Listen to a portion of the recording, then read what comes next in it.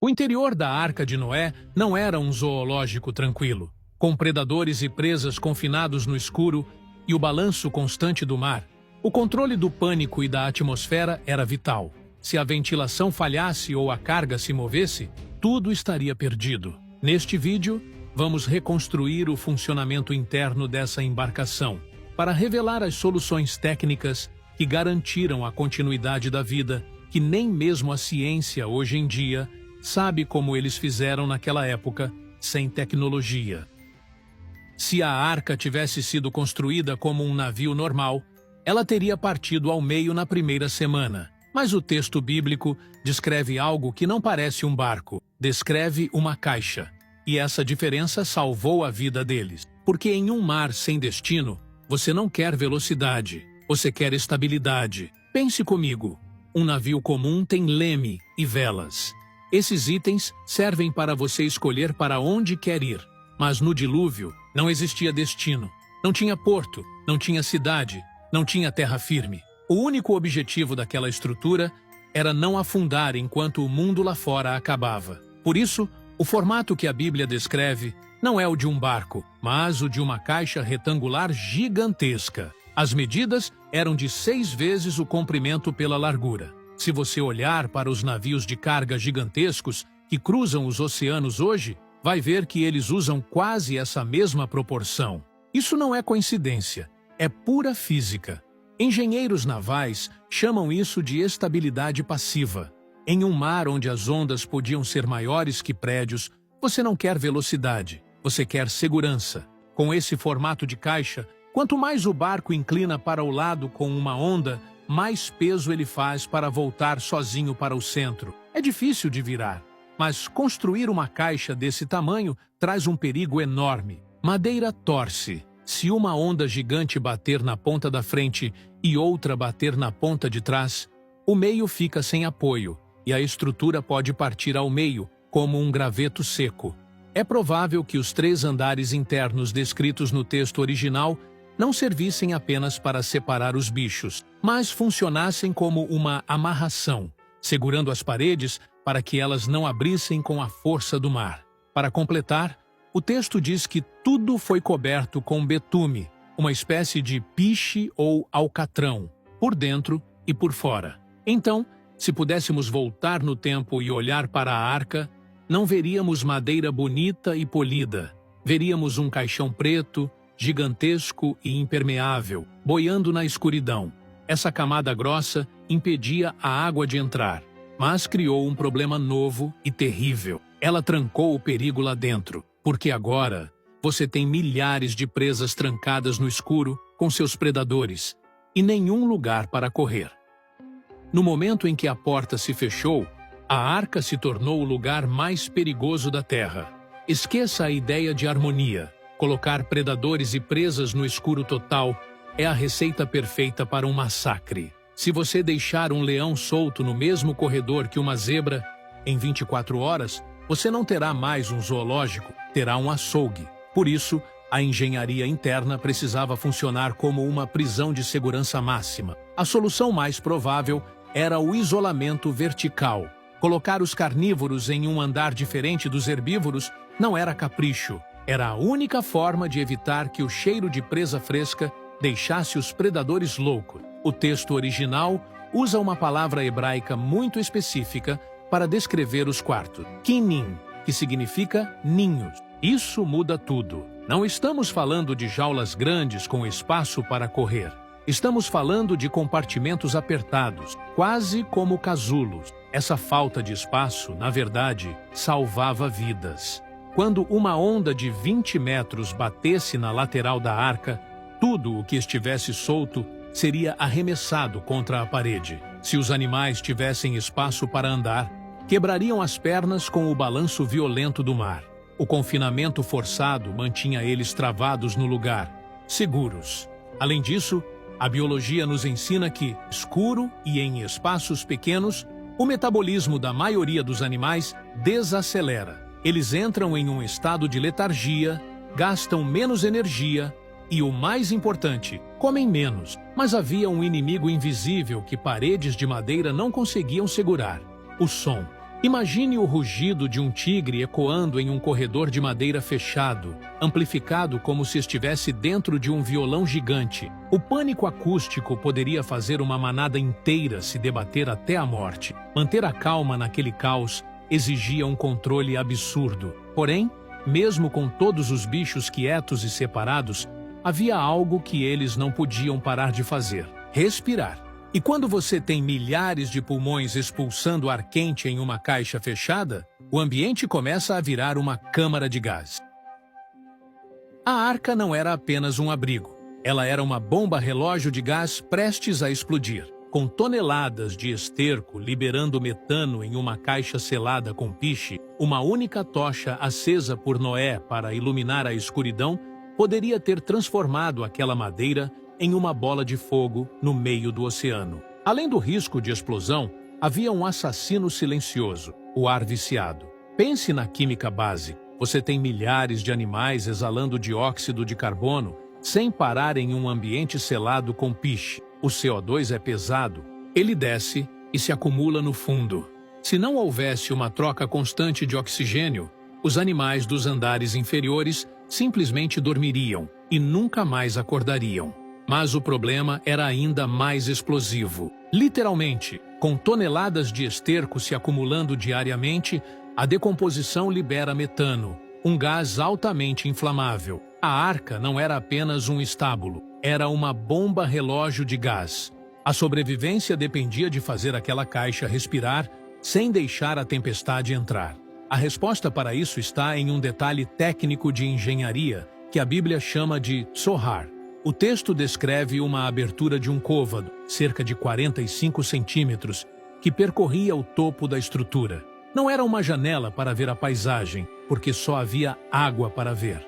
Era uma narina. Funciona assim: o calor gerado pelos milhares de corpos vivos nos andares de baixo fazia o ar quente subir. Como o ar quente é leve, ele buscava a saída no teto, pela claraboia central. Ao sair, essa corrente de ar quente criava um vácuo que sugava ar fresco e frio pelas frestas superiores, gerando um ciclo de ventilação contínuo, conhecido como efeito chaminé. A arca usava o próprio calor dos animais para bombear oxigênio para dentro. O sistema de ar estava resolvido, mas essa solução criava um pesadelo físico imediato. Se os animais grandes produzem mais calor e precisam ficar embaixo para o ar circular, isso mexe com o centro de gravidade do barco. Se você colocar a carga pesada no lugar errado, na primeira onda lateral, a arca não apenas balança, ela capota e afunda em segundos. Se Noé tivesse cometido um único erro de cálculo na distribuição dos animais, a arca teria durado 5 minutos. Imagine colocar elefantes e rinocerontes no andar de cima para pegarem ar fresco. Na primeira onda lateral, o peso no topo faria a estrutura inteira capotar e emborcar de cabeça para baixo instantaneamente. Para evitar esse desastre, a engenharia naval moderna usa uma regra que separa os barcos que flutuam dos que viram caixões. O peso fica embaixo. Por isso, o andar inferior, o porão da arca, não era apenas um lugar para guardar tralha. Ele era o coração mecânico da estabilidade. Era ali, abaixo da linha d'água, que os tanques de carne e osso precisavam ficar.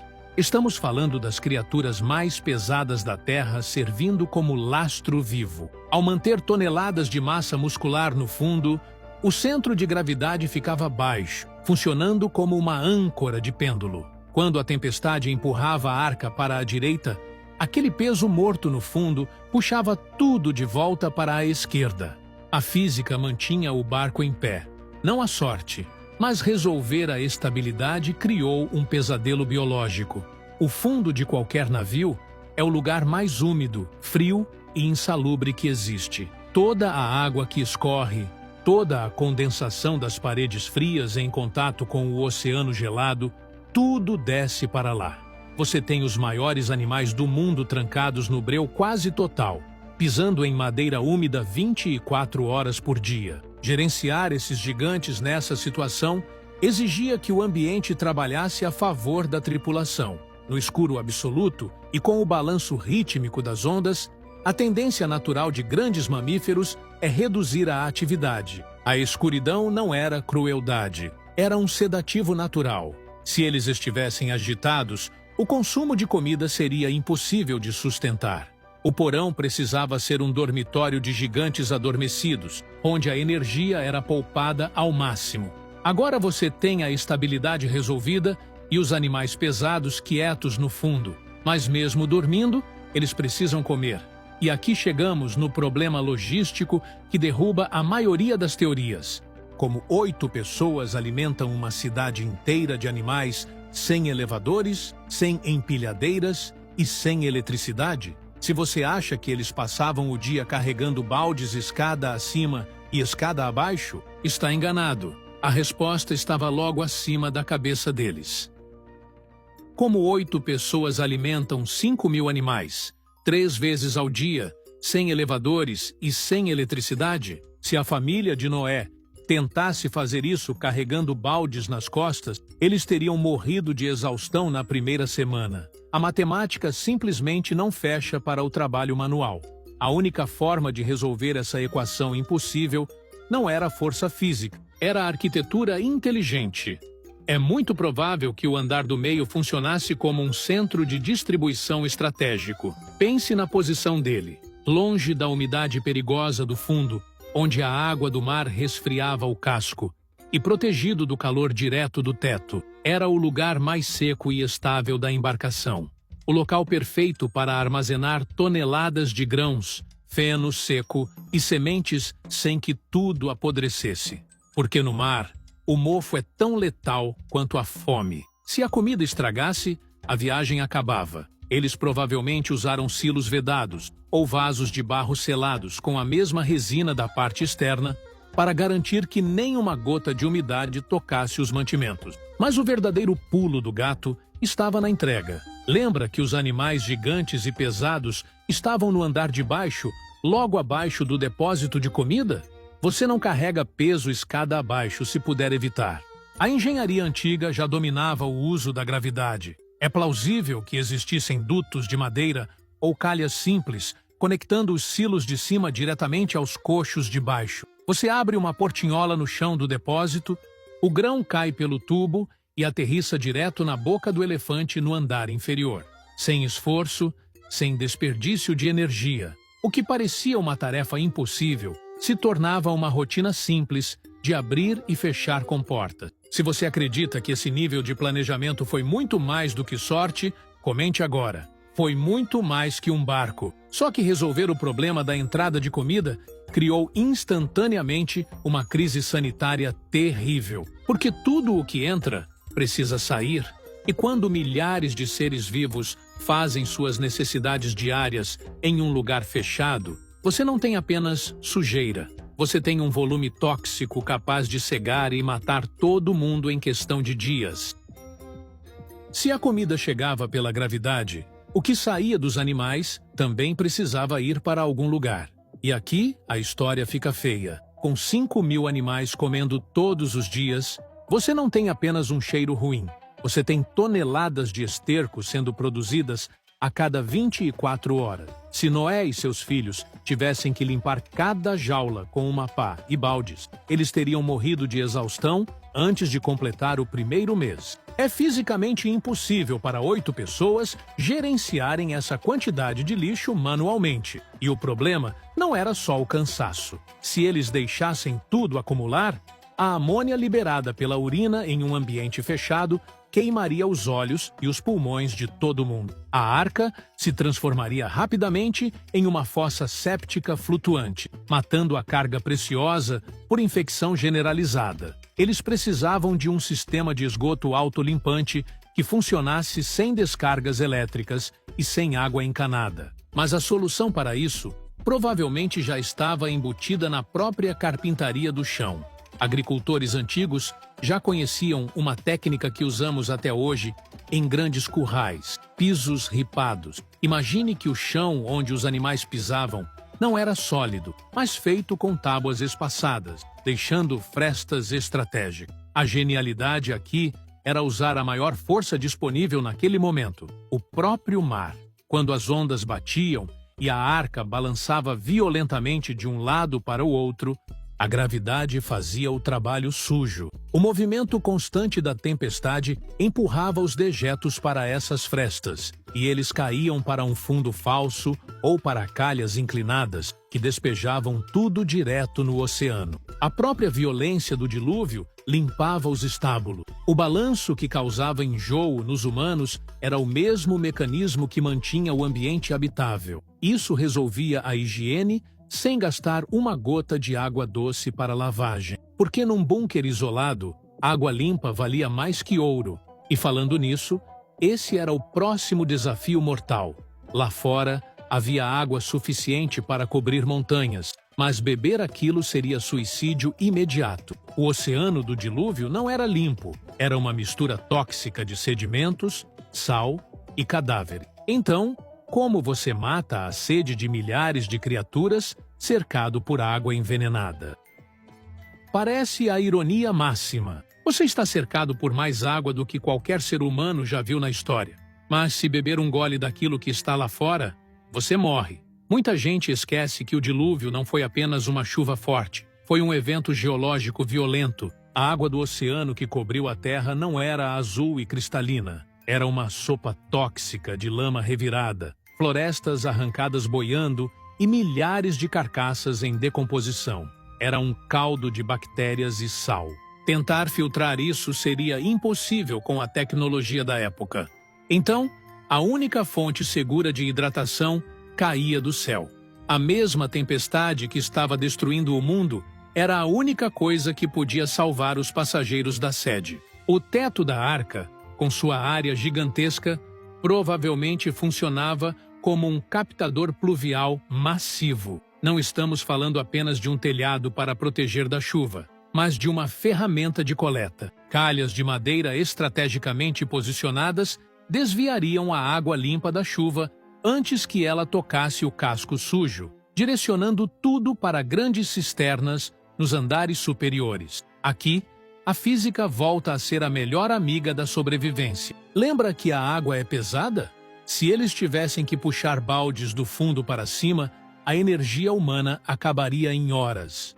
Mas, ao armazenar a água potável no topo, a gravidade fazia o serviço de entrega de graça. Bastava abrir uma torneira rudimentar ou remover um bloqueio em um cano de bambu ou madeira oca, e a água descia com pressão para os bebedouros dos andares inferiores. O sistema hidráulico trabalhava sozinho. Era um ciclo perfeito.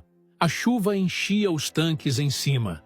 A gravidade levava a bebida para baixo e as ondas do mar limpavam a sujeira no fundo. A máquina operava quase no automático.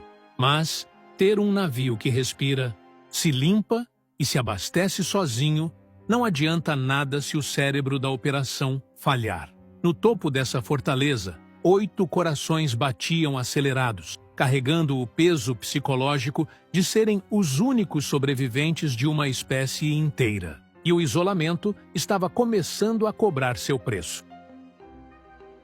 Enquanto o porão era um dormitório úmido e escuro para os gigantes, o andar de cima era o único lugar que lembrava vagamente uma casa. Se você fosse um dos 8 passageiros humanos, era aqui que você passaria a maior parte do seu tempo. E não era por conforto, era por necessidade física. A lógica da engenharia naval exigia que as cargas mais leves ficassem no topo para não desequilibrar o barco. Por isso, Noé, sua família e provavelmente as aves dividiam esse espaço. Mas essa localização tinha uma vantagem que a física não explica, mas a biologia agradece: a distância do cheiro. Estar 2 andares acima da zona de dejetos dos elefantes e rinocerontes era a diferença entre conseguir dormir ou passar a noite vomitando. O convés superior era a sala de comando, o único lugar onde o ar era respirável e onde a luz do dia realmente entrava.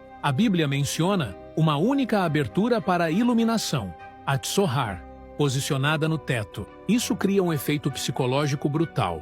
Imagine viver 370 dias sem poder olhar para o horizonte. Você não via o mar, não via a paisagem, não via o tempo passar, você só via o céu.